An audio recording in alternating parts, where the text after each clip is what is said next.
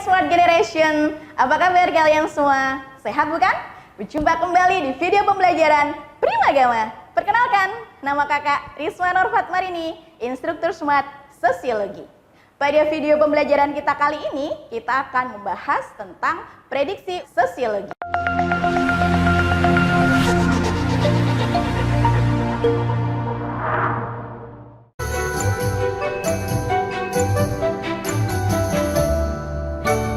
Oke adik-adik, kita mulai nomor 1 ya. Oke, media sosialisasi yang banyak berperan dalam pembentukan kenakalan remaja seperti penggunaan narkoba dan minum-minuman keras adalah, sebelum kita masuk ke option jawabannya, kita lihat yuk dek, ada 4 agen sosialisasi. Yang pertama adalah keluarga, yang kedua adalah kelompok bermain atau teman sepermainan, yang ketiga adalah media massa, dan yang keempat adalah lembaga pendidikan. Jadi yang paling tepat, yang berpengaruh banget dalam kenakalan remaja adalah yang A, teman sepermainan. Oke adik-adik, kita lanjut nomor 2. Soal nomor 2 yaitu, ketika kesebelasan Indonesia bertanding melawan kesebelasan Thailand dalam Piala AFF, para supporter menyanyikan yel-yel untuk mendukung kesebelasan Indonesia tersebut. Berdasarkan gambaran ini, interaksi yang dilakukan oleh para supporter dilandasi oleh faktor.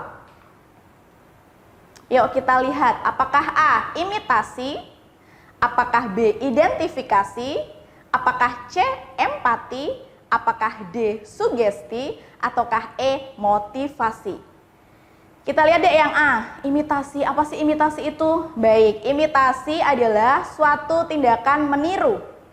Misalnya gaya bicara atau gerak tubuh seseorang.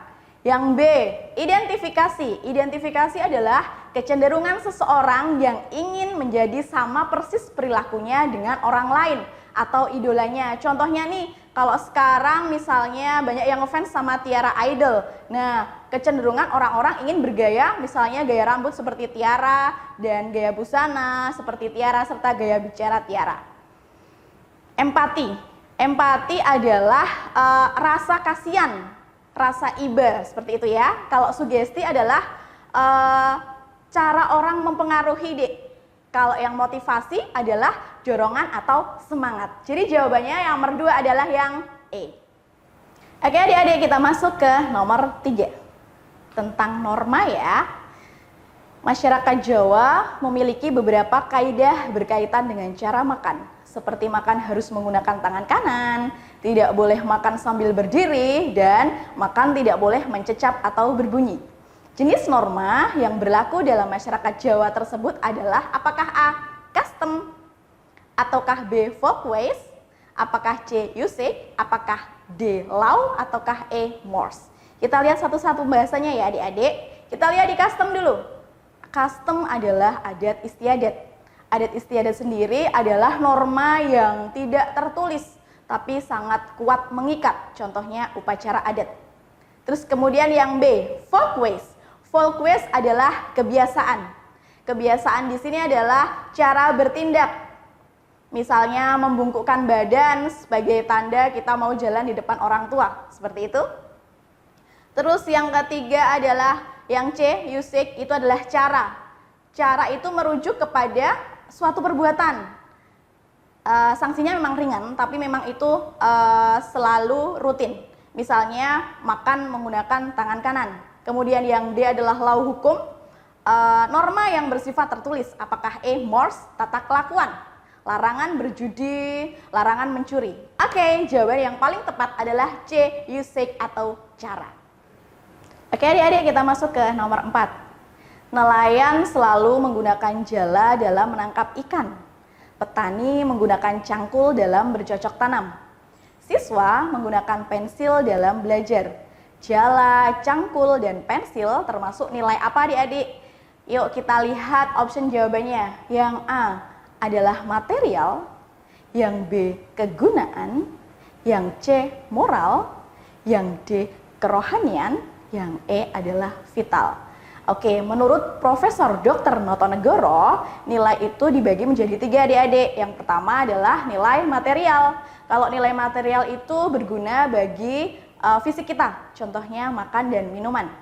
Otomatis untuk yang B kegunaan kita coret langsung ya, nggak mungkin masuk. Yang C moral juga nggak mungkin ya. Oke, kita langsung coret. Kita lanjut ke D, adik-adik, kerohanian. Kalau kerohanian itu segala sesuatu yang berguna bagi kerohanian kita manusia.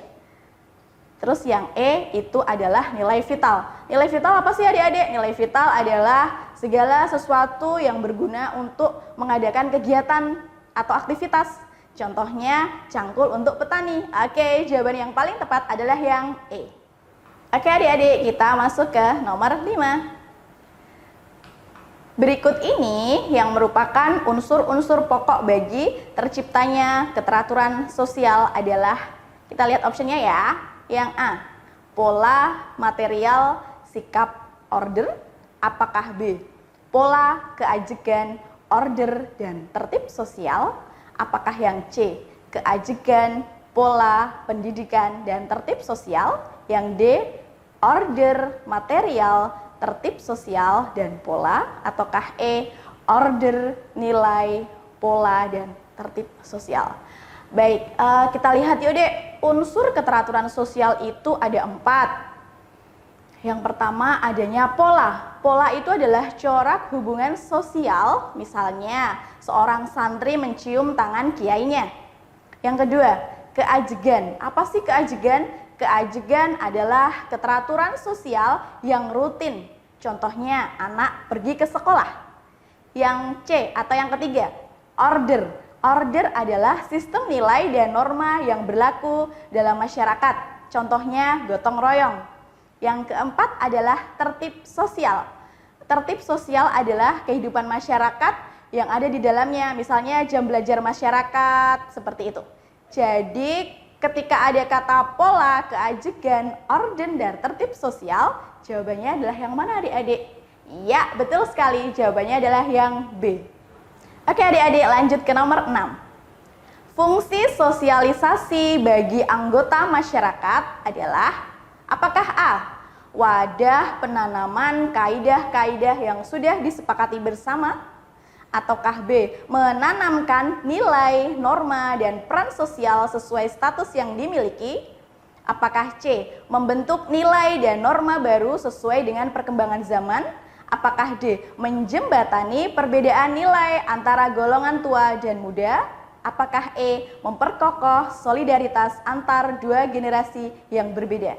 Oke dek, kita lihat yuk apa sih fungsi dari sosialisasi tersebut. Kita lihat, sosialisasi itu proses di mana seseorang belajar sikap dek. Ada belajar sikap nilai, norma di dalam masyarakat. Jadi yang paling tepat jawabannya adalah yang B, menanamkan nilai, norma, dan peran sosial sesuai dengan status yang dimiliki. Oke adik-adik, lanjut ke nomor 7. Perhatikan beberapa hal berikut ini. Yang pertama, memiliki dimensi waktu. Yang kedua, adanya kontak sosial. Yang ketiga, adanya komunikasi. Dan yang keempat, memiliki beberapa tujuan yang hendak dicapai.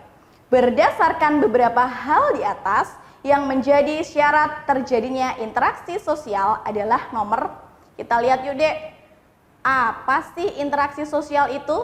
Oke, interaksi sosial adalah hubungan timbal balik antara individu dengan individu maupun kelompok dengan kelompok. Yuk kita lihat yang A, 1 dan 2. Mungkin nggak dek? 1 memiliki dimensi waktu. Dimensi waktu itu adalah ciri-ciri dari interaksi. Berarti nggak mungkin ya dek kita coret. Nomor 2 dek, 1 dan 3. Satunya udah salah, berarti nggak mungkin lagi. Yang C juga udah nggak mungkin. Kemungkinan antara yang D atau yang E. Kita lihat yang D dek, 2 dan 3. Adanya kontak sosial dan adanya komunikasi. Bisa? Sangat bisa sekali. Jadi jawabannya adalah yang D. Adanya kontak sosial dan komunikasi. Bagaimana adik-adik video pembelajaran yang kalian simak sebelumnya? Menarik bukan? Nah, pastikan untuk kalian tonton sampai selesai ya. Adik-adik, pernahkah kalian mengalami kesulitan dalam belajar? Atau kalian mengalami kesulitan dalam memahami materi tertentu? Nah, jika kalian mengalami kesulitan dalam belajar, Primagama punya solusinya. Dengan adik-adik bergabung bersama Primagama, maka masalah-masalah dalam pelajaran kalian akan terselesaikan dengan baik. Karena Primagama memiliki fasilitas yang unggul dalam mendampingi kalian dalam belajar. Jika kalian memilih mata pelajaran matematika, ekonomi, geografi, sejarah, sosiologi, maupun materi UTBK, kalian akan mendapatkan masterbook yang berisi penjelasan-penjelasan materi pelajaran dan juga smart exercise yang berisi kumpulan-kumpulan soal yang akan membantu kalian dalam proses belajar. Nah, untuk setiap bidang studi, kalian akan belajar sebanyak 2 kali dalam seminggu, yang mana salah satunya digunakan sebagai layanan pendalaman materi yang di dalamnya memuat remedial, enrichment, dan juga consulting. Remedial adalah pengulangan materi yang belum adik-adik pahami. Enrichment adalah pengayaan materi yang telah dipahami. Dan consulting adalah pendampingan bagi adik-adik yang mengalami kesulitan dalam pengerjaan tugas. Selain itu, Primagama memiliki metode pembelajaran Smart Solution. Apa itu Smart Solution? Smart Solution adalah cara belajar anak cerdas yang mana memudahkan kalian untuk mengerjakan soal dan menjawab pertanyaan.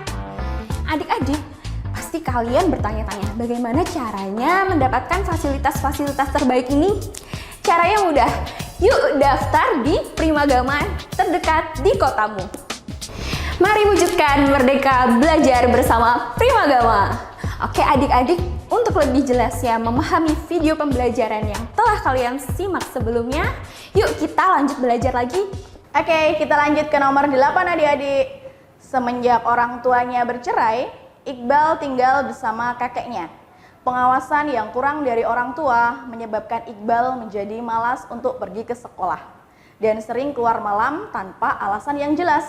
Perilaku menyimpang yang dilakukan oleh Iqbal disebabkan A. Kita lihat yuk. Tidak berfungsinya peran lembaga keluarga.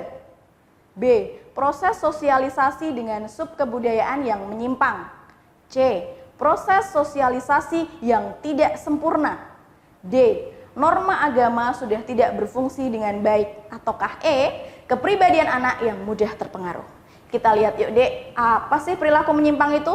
Perilaku menyimpang adalah perilaku yang tidak sesuai dengan nilai-nilai kesusilaan atau kepatuhan atau tidak sesuai dengan norma yang berlaku dalam masyarakat.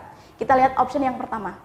Tidak berfungsinya peran lembaga keluarga. Oke, karena orang tuanya bercerai, kemudian fungsi dari peran lembaga itu tidak ada.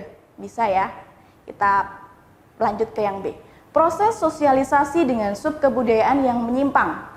Ini lebih ke media massa menampilkan berita atau tayangan-tayangan kejahatan. Yang C, proses sosialisasi yang tidak sempurna, itu lebih kepada ketidaksempurnaan adik-adik dalam masyarakat. Yang D, norma agama sudah tidak berfungsi dengan baik. Ini lebih ke keagamaan. Yang E, kepribadian anak yang mudah terpengaruh. Otomatis mudah terpengaruh karena sudah tidak adanya peran lembaga keluarga. Yang paling tepat untuk jawaban nomor 8 adalah A, tidak berfungsinya peran lembaga keluarga. Oke, kita lanjut nomor 9. Ani adalah seorang teller di sebuah bank di kota A. Pindah di kota B menjadi kasir atau teller juga di sebuah bank. Mobilitas sosial yang dilakukan Ani adalah, kita lihat yuk Dek, yang A, mobilitas sosial geografis, mobilitas sosial antar generasi, mobilitas sosial horizontal. Apakah yang D, mobilitas sosial vertikal, ataukah yang E, mobilitas sosial lateral? Kita lihat yuk Dek, mobilitas sosial itu apa sih? Mobilitas sosial adalah perpindahan status sosial yang dimiliki seseorang atau kelompok ke status sosial lain dalam masyarakat. Itu bisa lebih tinggi atau lebih rendah. Oke, bentuk mobilitas sosial itu hanya ada 2 adik-adik. Mobilitas sosial horizontal dan mobilitas sosial vertikal. Kalau mobilitas sosial horizontal itu sama, tidak berubah. Kalau yang vertikal itu bisa naik, bisa turun. Jadi jawabannya adalah yang C, mobilitas sosial horizontal. Oke adik-adik, lanjut nomor 10. Kita masuk ke materi ada kontrol sosial dan pengendalian sosial. Kontrol sosial masyarakat desa atau tradisional adalah sangat kuat. Mereka saling mengenal dengan akrab satu sama lain. Figur seorang pemimpin nonformal sangat disegani. Di bawah ini yang tidak termasuk pemimpin nonformal adalah apakah A. Tokoh adat, apakah B. Tokoh agama, apakah C. Tokoh masyarakat, ataukah D. Kepala suku, ataukah E. Kepala desa. Jadi yang harus digarisbawahi adalah yang tidak termasuk pemimpin nonformal. Jawabannya adalah E. Kepala desa. Lanjut nomor 11. Tidak ada sistem masyarakat manapun yang tidak mengalami perubahan. Bentuk perubahan sosial dalam masyarakat berikut ini adalah, kita lihat yang A. Pendapatan masyarakat petani selalu statis. Yang B. Pertikaian antara keluarga Pak Jody dengan Pak Pasek belum selesai. Yang C. Industri rumah tangga di desa semakin meningkat karena listrik masuk desa. Yang D. Kehidupan pendidikan masyarakat desa rendah sehingga kebutuhannya tidak meningkat. Ataukah yang E. Sifat masyarakat desa adalah homogen, jadi tidak ada mobilitas sosial. Oke, jadi yang namanya bentuk perubahan sosial itu kebanyakan mengalami perubahan yang bagus ya Dek ya. Jadi jawaban yang paling tepat adalah yang C. Industri rumah tangga di desa semakin meningkat karena listrik masuk desa. Lanjut nomor 12. Peristiwa-peristiwa yang terjadi di suatu negara dapat diketahui dengan cepat oleh bangsa lain melalui internet. Kemajuan teknologi komunikasi tersebut merupakan salah satu dampak positif dari apakah A. Modernisasi, apakah B. Demokratisasi, apakah C. Westernisasi, apakah D. Sekularisasi, apakah E. Globalisasi. Kita lihat yuk deh option yang A. Modernisasi. Modernisasi itu contohnya seperti transportasi umum yang terjangkau, yang lebih mudah. Yang demokratisasi yang B itu adalah bentuk penyampaian kritik atau saran. Yang C, westernisasi itu adalah proses di mana masyarakat berada dalam pengaruh budaya barat, misalnya gaya hidup. Yang D, sekularisasi adalah bentuk ideologi institusi negara yang terpisah dengan kehidupan agamanya, seperti itu. Yang E, globalisasi itu berkembangnya sistem informasi seperti internet lebih maju. Jadi jawabannya adalah yang E, globalisasi. Lanjut nomor 13. Faktor pendorong terjadinya kerukunan intern dan antar umat beragama dalam kemajemukan di Indonesia adalah sikap inklusif yang terbentuk karena apakah A. Toleransi beragama dalam masyarakat, apakah B. Kesadaran berdasarkan pemahaman, C. Peran serta pemerintah, D. Tingkat semangat hidup berbangsa, ataukah yang E. Tidak ada fanatisme ekstrim. Oke, kita lihat yuk D, apa sih sikap inklusif itu? Sikap inklusif adalah menempatkan dirinya ke dalam cara atau sudut pandang orang lain. Jawabannya adalah yang A. Toleransi beragama dalam masyarakat. Oke, lanjut nomor 14. Walaupun latar belakang masyarakat Indonesia heterogen atau beraneka ragam, tapi memiliki persamaan yang menjadi pemersatu bangsa, yaitu antara lain apakah A. Bahasa daerah sebagai kekayaan bahasa Indonesia, B. Kebiasaan dan tradisi yang hampir sama, C. Nilai dominan yang menjadi ciri khas semua suku bangsa, D. Masyarakat yang masih terbelakang, ataukah yang E. Indonesia termasuk kelompok suku bangsa yang terbesar. Oke Dek, yang namanya pemersatu bangsa otomatis yang menyatukan. Berarti jawabannya adalah yang A. Bahasa daerah sebagai kekayaan bahasa Indonesia. Lanjut nomor 15. Salah satu hal yang dapat menghambat terjadinya perubahan sosial budaya adalah A. Sistem stratifikasi sosial yang terbuka, B. Toleransi terhadap hal-hal baru dalam masyarakat, C. Prasangka buruk pada hal-hal baru atau asing, D. Orientasi masyarakat pada masa depan, ataukah yang E. Ketidakpuasan masyarakat terhadap aspek kehidupannya. Yang namanya menghambat itu otomatis yang bersifat negatif ya adik-adik ya. Berarti yang paling tepat jawabannya adalah yang C. Prasangka buruk pada hal-hal baru atau asik. Lanjut nomor 16. Berikut ini yang merupakan fungsi sosialisasi lembaga keluarga adalah A. Orang tua mengajarkan kepada anaknya cara berbicara dengan orang yang lebih dewasa. B. Orang tua mengajarkan kepada anaknya untuk menjadi peminta-minta. C. Orang tua memberikan kasih sayang kepada anak-anaknya. D. Seorang ibu sedang menjaga dan merawat anaknya yang sedang sakit. Ataukah yang E. Seorang suami yang mencari nafkah untuk istri dan anaknya. Oke adik-adik. Sosialisasi yang pertama dan utama itu adalah keluarga.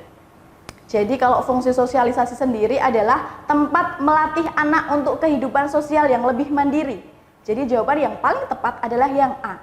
Orang tua mengajarkan kepada anaknya cara berbicara dengan orang yang lebih dewasa. Lanjut nomor 17. Seorang peneliti hendak meneliti sejarah perkembangan kerajaan Islam di Indonesia. Maka metode pengumpulan data yang paling tepat digunakan adalah apakah A. Observasi, B. Studi pustaka, C. Wawancara, D. Kuesioner, apakah E. Simulasi. Kalau misalnya metode pengumpulan data itu cara yang dilakukan peneliti D untuk mengumpulkan data-data yang ada. Jadi jawaban yang paling tepat ketika seorang peneliti hendak meneliti sejarah dari zaman dahulu perkembangan kerajaan Islam di Indonesia, jawaban yang paling tepat adalah B. Studi pustaka. Lanjut nomor 18. Dilihat dari cara memperolehnya, data yang diperoleh dari hasil wawancara secara langsung disebut data A. Kuantitatif, B. Kualitatif, C. Sekunder, D. Primer, apakah E. Faktual. Jawaban yang paling tepat adalah primer karena secara langsung. D. Nomor 19. Fungsi laporan hasil penelitian bagi masyarakat umum adalah A. Sebagai bentuk tanggung jawab, B. Sebagai penambah wawasan, C. Menambah referensi dalam keilmuan, D. Solusi kebijakan, ataukah E. Bahan bacaan.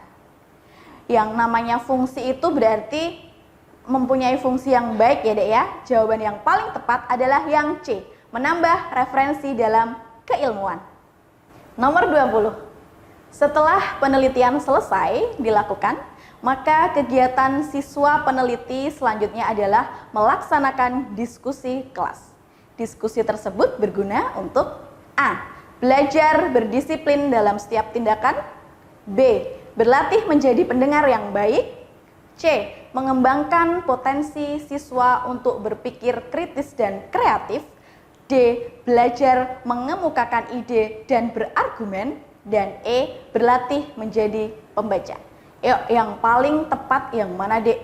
Yang namanya diskusi itu kan pasti memberikan dampak yang baik ya. Yang paling tepat jawabannya adalah yang D. Belajar mengemukakan ide dan berargumen. Demikian adik-adik Smart Generation, semoga bermanfaat untuk kalian semua. Sampai berjumpa di video pembelajaran selanjutnya.